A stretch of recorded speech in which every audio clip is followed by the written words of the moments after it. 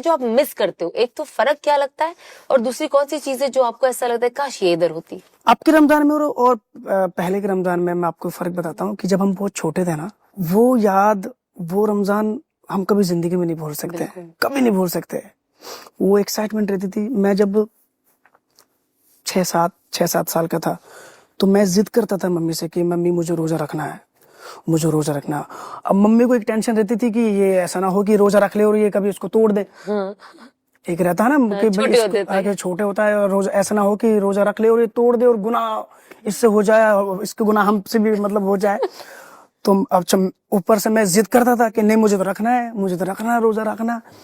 तो मम्मी बोलती थी तू एक काम कर बेटा, मैं तेरे को सहरी पे उठा दूंगी, तू 1 डाढ़ का रोजा रख लेना। हाँ।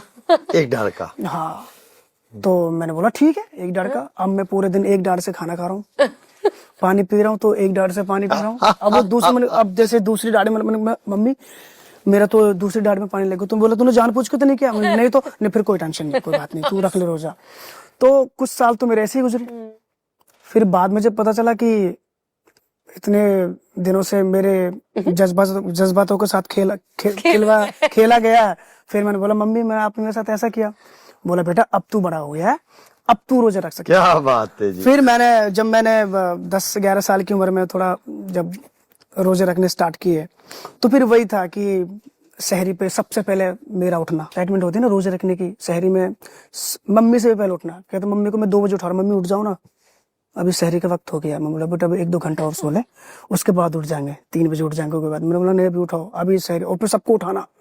तो कुछ ऐसे भी होता था कि किसी के 1-2 बजे किसी के घर को खटखटाना कि भाई उठ जाओ सब लोग, सहरी का वक्त हो चुका है। तो सब लोग डांट रहे भाई भग जाए, तेरे पास यही काम रहता है क्या? लेकिन मेरे अंदर एक एक्साइटमेंट रहती थी ना, कह रहे रोजे रखो भाई, क्या कर रहे हो आप लोग? अच्छा, तो पूरे सबको उठाते थे आपके एरिया में? मैं खुद ही उठाता था सबको, और कुछ तो मेरे पीछे कुत्ते भग जाते थे। वाह वाह। उस वक्त फिर जैसे शाम हुई, इफ्तियारी का समय हुआ, फिर सबसे पहले मस्जिद में बैठना, दस्तरखान बिछाना, और जैसे कि कहीं से असर के बाद ही लग जाना, असर के बाद ही लग जाना, नमाज पढ़ी रुक जाना वहीं पर, और कोई भी खाना ला रहा सबसे पहले मैं अरेंजमेंट करना, खुद हाथों से शिकंजी बनाना, शरबत बनाना और बिरयानी जमाना, उधर फ्रूट को काट के रखना, सब कुछ मैं ही करता था उधर बैठ के वहां पर।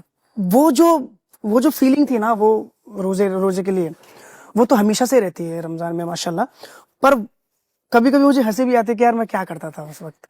और अभी जब से मैंने होश संभाला तब से मैंने अल्हम्दुलिल्लाह मैंने अभी तक एक भी रोजा नहीं छोड़ा कभी। क्या बात, माशाल्लाह तबारकल्लाह, माशाल्लाह तबारकल्लाह।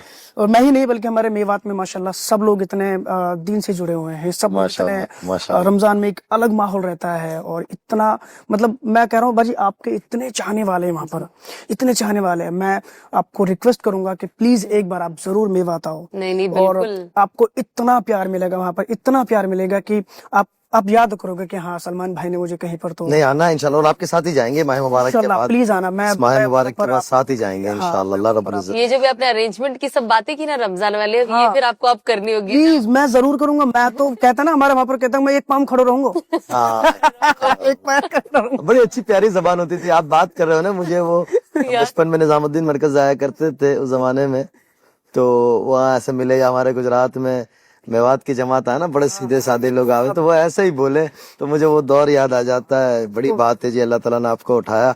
मैं आगे आऊँ आपसे, तो मैं आप बात कर रहे थे, मैं पस मंजर में सोच रहा था उस इलाके को, वहाँ के लोगों को, सारा मुझे पीछे याद आ रहा है कि वो क्या इलाका है, और देखा भी है मैंने, तो वो मुझे समझ आता है कि किस जगह से है। मैं बोल रहा हूँ लेकिन नाज़रीन शायद आपको भी समझ नहीं आएगी जब तक आप वहाँ जाओगी ना। अब तो खैर थोड़ा सा डेवलप भी हो गया माशाल्लाह, बहुत अच्छा हो गया अभी, और अच्छा हो गया। लेकिन जो किताबों में पढ़ा, उलमा ने लिखा मेवात के बारे में और मेवात वालों को देखा, तो मैं यकीन नहीं कर पा रहा हूँ कि आप मेवात से हो।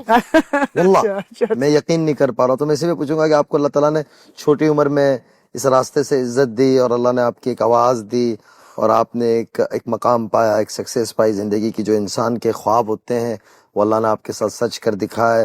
हमारी दुआ है कि अल्लाह ताला आपकी इस आवाज को दीनी कामों के लिए सारे आलम के अंदर कबूल फरमाए, और सारी